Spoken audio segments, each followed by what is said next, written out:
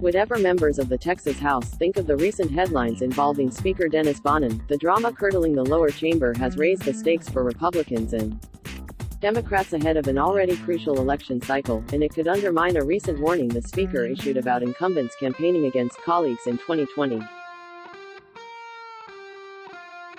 In July, allegations surfaced that Bonnen, an Angleton Republican, offered a hard-line conservative group House Media Credentials if its well-funded Political Action Committee targeted 10 Republicans in the 2020 primaries.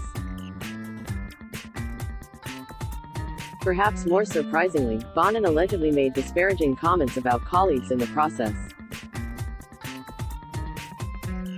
The allegations have been largely met with silence among House members who are waiting to see how the situation shakes out.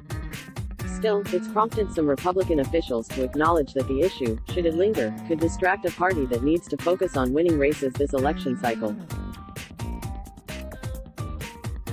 A number of Democrats, meanwhile, have seized on the chaos, using it as fuel to charge an already energetic group hopeful about coming close or perhaps even flipping the 150-member House in 2020. If Democrats hold onto the dozen seats they picked up in 2018 and flip an additional 9 in 2020, the party would regain control of the lower chamber. Republicans, aware of that possibility, have made clear they're pushing to take back some of the seats the party lost last cycle.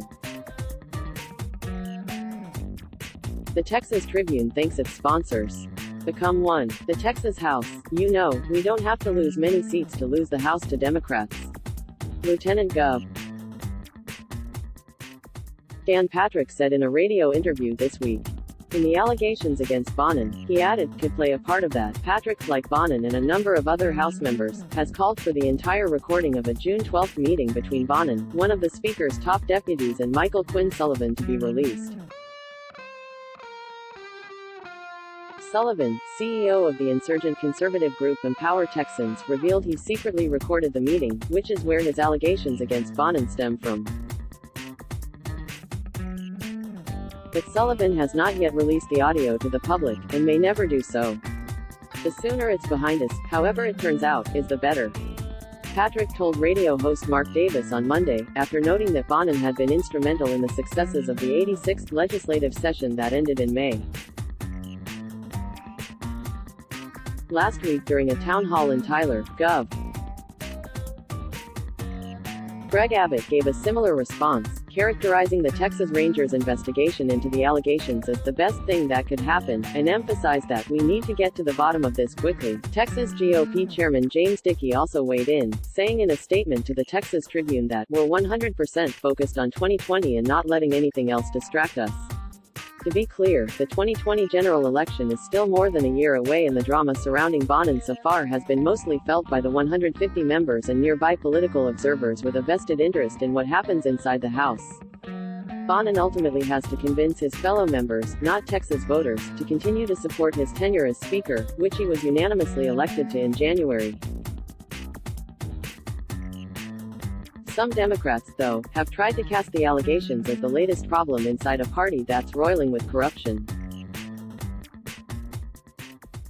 With backroom deals and Texas Rangers investigations into two of the most prominent Republicans in our state, the modern-day Texas Republican Party has been defined by its corruption and is in shambles. Abhi Rahman, the communications director for the Texas Democratic Party, said in a statement to the Tribune. The Democratic Legislative Campaign Committee, a national group that was already honing in on Texas this cycle, has also waded into the drama. The Texas Tribune thanks its sponsors. Become one. Last week, when State Rep.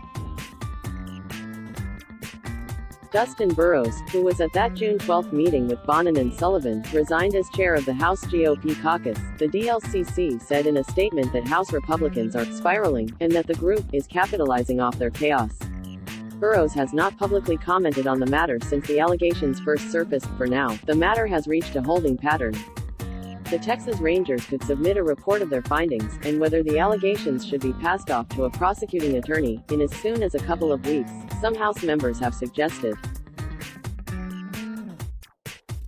And Sullivan, who has allowed certain Republicans to listen to the recording privately, could still make the audio public at any time.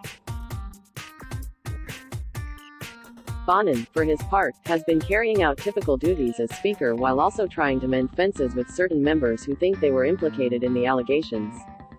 Bonnen also recently apologized to members for saying terrible things during the June 12 meeting, though he has not explicitly addressed Sullivan's other accusations.